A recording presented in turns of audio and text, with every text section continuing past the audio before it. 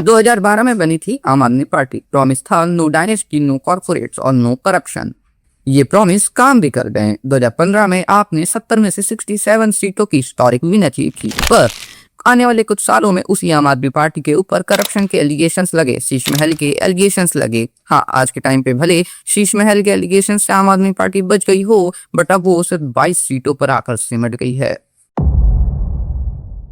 BJP ने शुरुआत की थी पार्टी विद द डिफरेंस की टैगलाइन के साथ। आज उसी बीजेपी के ऊपर नई कांग्रेस बनने के आरोप लगते हैं। और कांग्रेस, उसकी तो लेगेसी हम सब ने रियून होते हुए देखी है।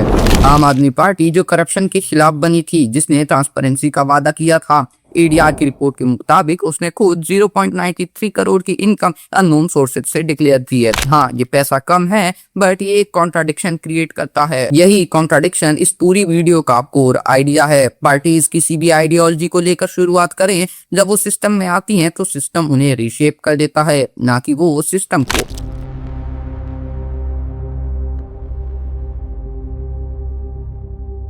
आज हम यही समझेंगे कि कैसे 4 स्ट्रक्चरल ट्रैप्स हर पार्टी को सेम बना देते हैं और क्यों एक नई जेंसी पॉलिटिकल पार्टी इस प्रॉब्लम का कोई सलूशन नहीं है। थोड़ा हिस्ट्री में चलते हैं, लेकिन सिर्फ उतना जितना जरूरी है। 1952 में हुआ पहला इलेक्शन। कांग्रेस ने 489 में से 362 सीट्स जीती। ये लब नहीं था, ये डिफॉल्ट था। देश को आजाद करवाने वाली पार्टी थी। अपोजिशन फ्रेगमेंटेड था, अवेयरनेस कम थी, लोगों ने वोट देने में ज्यादा दिमाग नहीं लगाया। हाँ, लेकिन कांग्रेस ने आने वाले सालों में ट्रस्ट बिल्ड किया। फिर कांग्रेस ने वो ट्रस्ट तोड़ा। इसकी शुरुआत हुई इमरजेंसी के साथ, उसके बाद वो फोर्स को टाला और डायनेस्टी पॉलिटिक्स भी काफी ऑब्वियस होने लगी। नेहरू के बाद इंदिरा और इंदिरा के बाद राजीव, मानो पीएम पोस्ट किसी परिवार की प्रॉपर्टी हो गई हो। ऊपर से कांग्रेस की सोशलिस्ट इकोनॉमी भी विजिबली फेल हो रही थी। लाइसेंस राज का समय चल ही रहा था। इस वैक्यूम में बीजेपी आई। 1984 में सिर्फ 2 सीटें थीं, लेकिन बीजेपी ने वो चीजें पकड़ी जो कांग्रेस ने छोड़ी थी। सबसे पहला हिंदू कल्चरल आइडेंटिटी और दूसरा एक soft capitalist economy. Early BJP और लेट बीजेपी में जमीन आसमान का फर्क हो गया। जहां एक समय पे बीजेपी कांग्रेस के ऊपर कास्ट पॉलिटिक्स से डिवाइड क्रिएट करने के आरोप लगाती थी, आज उसी बीजेपी के ऊपर कास्ट पॉलिटिक्स के आरोप लगते हैं। कांग्रेस मुक्त भारत का नारा लगाने वाली बीजेपी में आज खुद कांग्रेस के बड़े चेहरे जैसे हिमंता बिश्वा शर्मा और ज्योतिरादित्य सिंधिया हैं। हाँ, बीजेपी ने कांग्रेस को देश से मुक्त नहीं किया, हाँ, पर आधी कांग्रेस को अपने अंदर जरूर मिला लिया।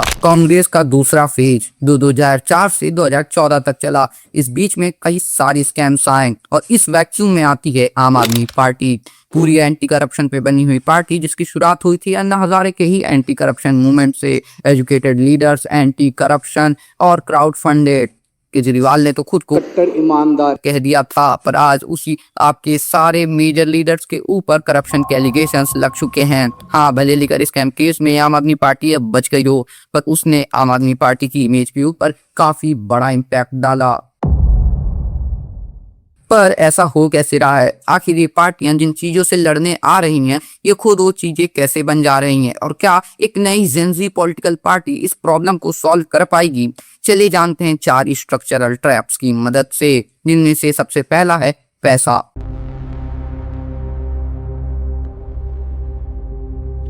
एसोसिएशन फॉर डेमोक्रेटिक रिफॉर्म्स की रिपोर्ट के मुताबिक 40 रीजनल पार्टीज की कंबाइंड 2532 करोड़ की इनकम में से 70% यानी कि 1796 करोड़ सिर्फ इलेक्टोरल बॉन्ड्स से आए। पर ये इलेक्टोरल बॉन्ड्स होते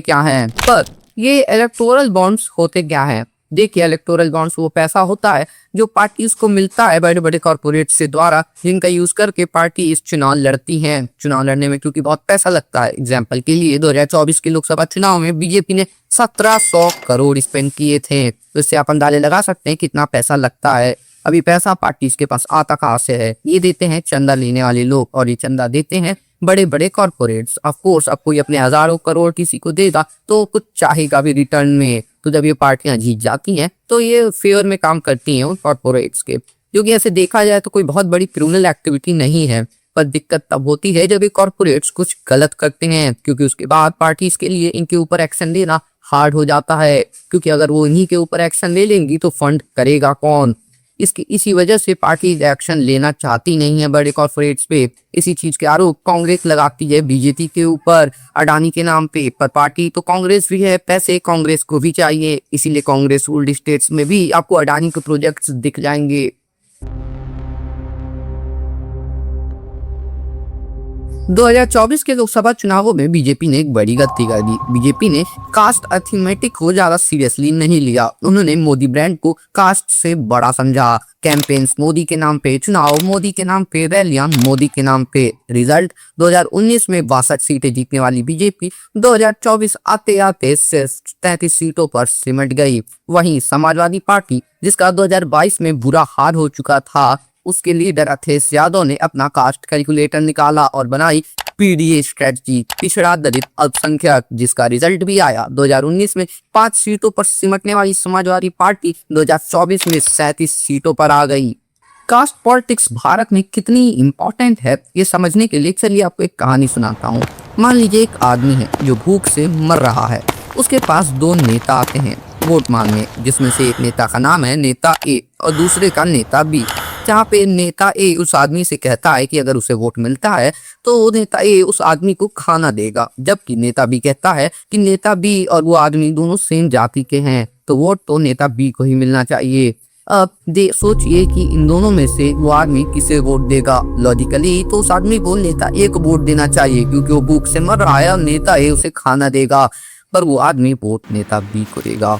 अब आप सोचेंगे कि मैं पागल हो गया हूँ, पर नहीं, ये कहानी इंस्पायर्ड बाय ट्रू इवेंट्स है। चलिए बताता हूँ इस कहानी की इंस्पिरेशन मुझे मिली कहाँ से। पिछले साल बिहार में विधानसभा चुनाव हुए थे। बिहार देश के सबसे ज्यादा अंडर डेवलप्ड राज्यों में से एक है। बिहार की हालत कितनी खराब है ये मुझे आपको बताने की जरूरत नहीं है।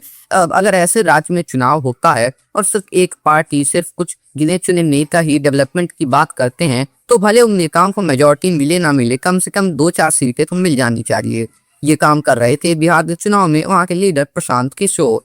पर सोचिए प्रशांत किशोर को कितनी सीटें मिली होंगी। सोचने की जरूरत नहीं है, क्योंकि प्रशांत किशोर को एक भी सीट नहीं मिली। हाँ, 0। भारत में कास्ट पॉलिटिक्स इस हद तक फैली हुई है कि ये आपको अर्श से फर्श और फर्श से अर्श तक पहुंचा सकती है। पार्टीज का डेवलपमेंट को प्रायोरिटी ना देने का एक और रीजन है। देखिए, ये जो इंफ्रास्ट्रक्चर, एजुकेशन, हेल्थ केयर, ये सारी चीजें होती हैं, इन सब में डेवलपमेंट करने में काफी समय लगता है और रिजल्ट्स विजिबल होने में 10 से 15 साल। पर चुनाव हर 5 साल में आ जाते हैं, तो आपके पास कुछ तो होना चाहिए जो आप जनता को दिखा सकें। यहीं पे आती है फ्रीबीज। फ्रीबीज से आप वोटर्स को खरीद सकते हैं, एक इलीगल एक्टिविटी जिसे आप लीगली कर सकते हैं। फ्रीबीज यानी कि मुफ्त की रेवड़ियां, ये किसी भी पार्टी के लिए एक बहुत अच्छा ऑप्शन होती हैं, क्योंकि आपको डेवलपमेंट में दिमाग नहीं लगाना होता है, बस वोटर के मुंह में कुछ नोटों की गड्डियां ठूसी होती हैं।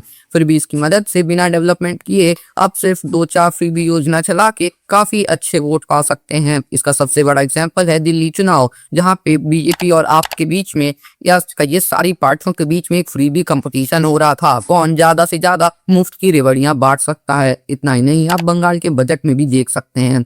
पर फ्रीबीज की एक दिक्कत है, ये बहुत कॉस्टली होती हैं, इतनी कॉस्टली कि इनके चक्कर में डेवलपमेंट के लिए पैसा ही नहीं बचता है।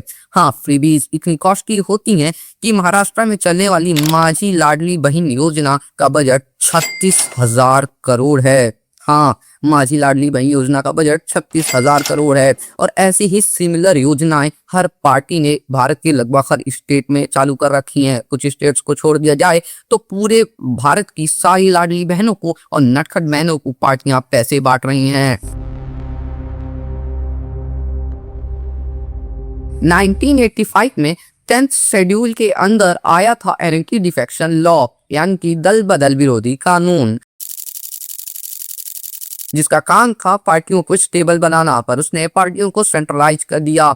पर ये था क्या, चलिए समझते हैं। देखिए, एंटी डिफेक्शन लॉ का मतलब है कि अगर कोई एमपी या एमएलए अपनी पार्टी छोड़ देता है या पार्टी विप के अगेंस्ट वोट करता है तो उसे डिस्क्वालीफाई किया जा सकता है, यानी कि उसकी सीट छीन सकती है।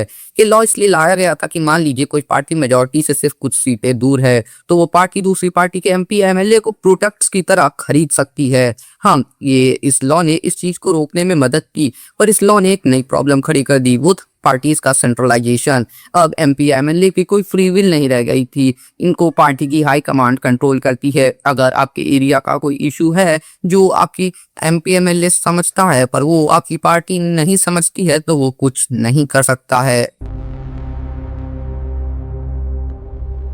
तो क्या सोल्यूशन है इन प्रॉब्लम्स का? एक नई जनता पॉलिटिकल पार्टी? नहीं। जब आम आदमी पार्टी ने शुरुआत की थी तो वो भी एक रेवोल्यूशन था, उस टाइम की जनरेशन का रेवोल्यूशन, उस जनरेशन का रेवोल्यूशन। उसका क्या हुआ हम सबको पता है। बीजेपी ने भी जब शुरुआत की थी तो वो भी एक रेवोल्यूशन ही था, उस टाइम की जनरेशन का रेवोल्यूशन। उसकी भी क्या हालत हो गई उसको हमने पहले ही डिस्कस कर लिया है। अगर आज एक नई जनता पॉलिटिकल पार्टी आती है, एक नया रेवोल्यूशन होता है तो उसका भी वही हाल होगा जो इन सब का हुआ। क्यों? क्योंकि आज भी चुनाव लड़ने के लिए आपको पैसों की जरूरत पड़ेगी, आज भी आपको कास्ट अर्थमेटिक्स समझने पड़ेंगे, आज भी आपके लिए चुनाव हर 5 साल में ही आएगा, आज भी आपको एंटी डिफेक्शन लॉ का सामना करना पड़ेगा। तो फिर सोल्यूशन है क्या, कंक्लूजन है क्या? लोग कहते हैं इंडिया बहुत कॉम्प्लेक्स है, यहाँ कुछ नहीं बदलेगा। गलत है वो लोग। सिंगापुर जो एक टाइम पे वर्ल्ड की हाईएस्ट करप्शन वाली कंट्री थी, आज वो वर्ल्ड की लोएस्ट करप्शन वाली कंट्री है। सच बोलूं तो मेरे पास कोई भी मैजिक सोल्यूशन नहीं है। हाँ, कुछ फिक्सेस हैं, कुछ सजेशंस हैं जिन्हें ट्राई किया जा सकता है। कोई फर्क नहीं पड़ता अगर हम फेल ही हो जाते हैं तो, क्योंकि अगर फेल होंगे तो ही हमें पता चलेगा क्या वर्क करता है और क्या नहीं। सबसे पहली प्रॉब्लम है पैसा। देखिए, बिना पैसों के चुनाव लड़ना पॉसिबल नहीं है। हाँ, पर पैसों का सोर्स चेंज करना पॉसिबल है।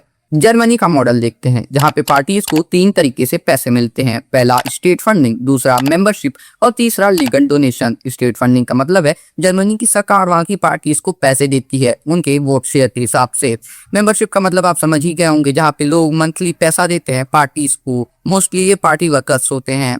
और तीसरा है लीगल डोनेशंस, जहाँ पे कोई भी इंडिविजुअल पार्टीज को पैसे दे सकता है। 10,000 यूरो तक की डोनेशंस देने पे आपको अपना नाम और कितना पैसा दिया है ये सब बताना पड़ेगा। सब कुछ काफी क्लियर और ट्रांसपेरेंट होता है। हाँ, पर अगर आप 50,000 यूरो या उससे ज्यादा की डोनेशन देते हैं तो फिर आपके किए गए डोनेशन का ऑडिट होता है वहाँ की पार्लियामेंट में। आपको पार्लियामेंट को सूचित करना पड़ेगा। ग्रेको यानी कि काउंसिल ऑफ यूरोप की एंटी करप्शन बॉडी, उसने जर्मनी को क्रिटिसाइज किया है। इस मॉडल में भी कुछ गैप्स हैं। हाँ, कि मॉडल परफेक्ट नहीं है, पर हमारे यहाँ के इलेक्टोरल बॉन्ड्स के कहीं ज्यादा अच्छा है, जहाँ पे डोनर का नाम तक नहीं पता होता है।